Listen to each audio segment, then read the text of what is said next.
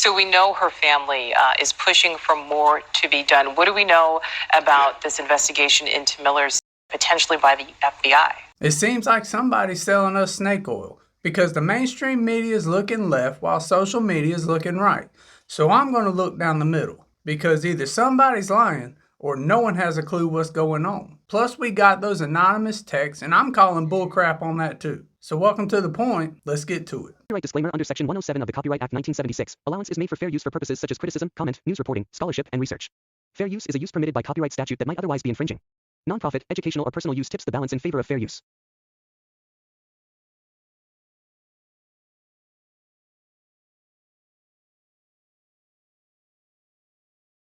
I think we can all agree that Mica's passing shocked the nation.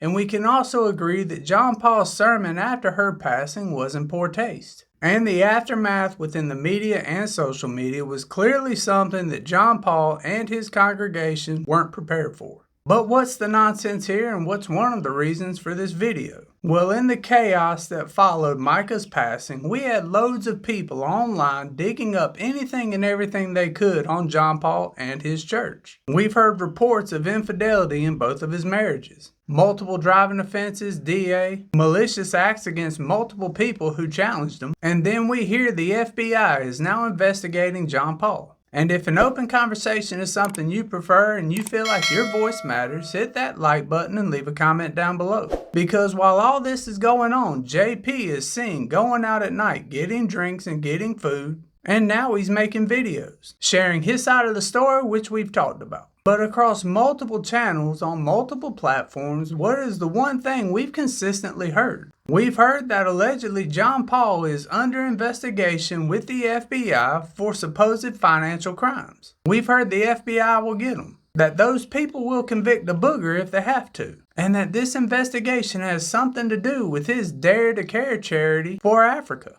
We've all heard people say anonymous sources have confirmed the FBI has talked to them, and they were mostly focused on the financial side of Solid Rock Church. All this, of course, is alleged, but did I miss something? Because all those stories seem very convincing. But then I heard something yesterday that made me raise a bushy eyebrow. So listen to this. And what do we know about this investigation into Miller's death potentially by the FBI? Well, Robeson County Sheriff has ruled it, but they did reach out to the FBI, and the FBI has confirmed that they were brought in. They didn't say in what capacity, but several sources have told us that the questioning from the FBI is looking at a certain statute about harassment across state lines. So if they can prove that harassment led to across state lines, then it's potentially chargeable. We don't know for sure. The FBI won't tell us that exactly, though, Nicole. So why do I get the feeling that no one has a clue right now? If it's just me, that's fine. Let me know down below, because this is an open discussion channel. But under that charge, are they now trying to say that John Paul allegedly intended to injure, intimidate, surveil, or bother another person? Or does this have something to do with those alleged trackers?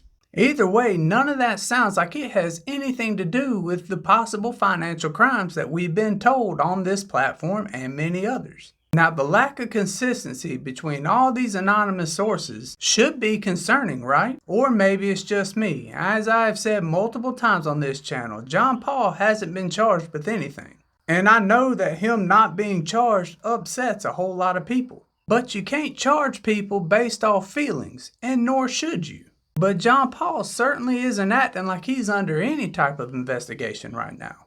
He's making almost daily videos acting as if he has absolutely nothing to worry about.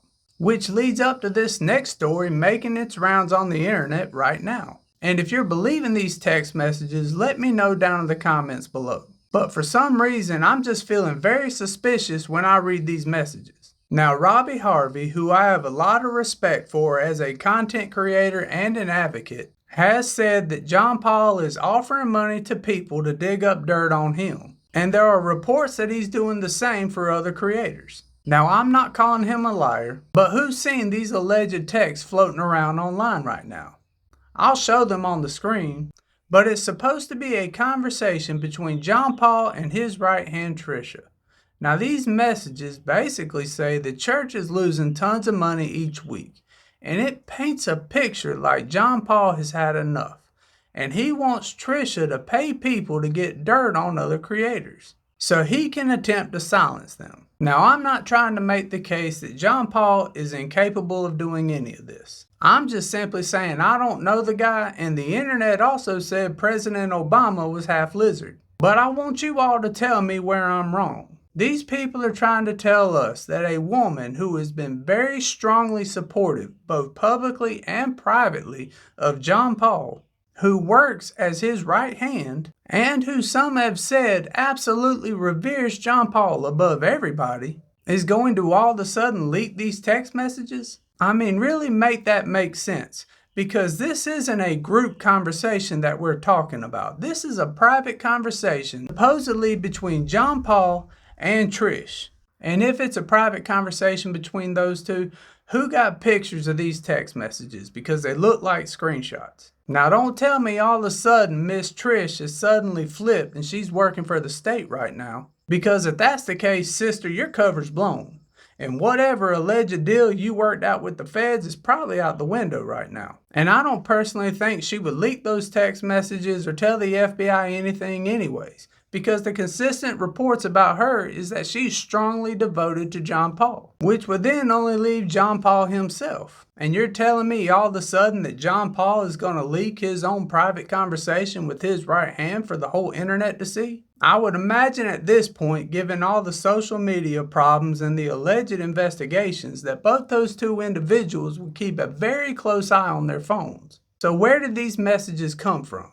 How did somebody get a screenshot conversation between Trish and John Paul and send it to themselves to leak it to somebody else when common sense would tell you that both those two individuals aren't going to be any farther than an arm's length away from their cell phones right now? Plus, if those texts are true, isn't misuse of church funds illegal? Isn't that what everyone's saying they're currently under investigation for? Which would then mean that while they are being publicly investigated for misuse of church funds, they are continuing to misuse church funds and communicating about that misuse electronically, which in my uneducated opinion would make John Paul a nominee for Idiot of the Year. And I don't think that guy's an idiot. So something's not adding up within this story. And there's almost never a scenario where everyone's right. Or maybe I'm the only one that's wrong. Let me know down in the comments below. Y'all be safe now.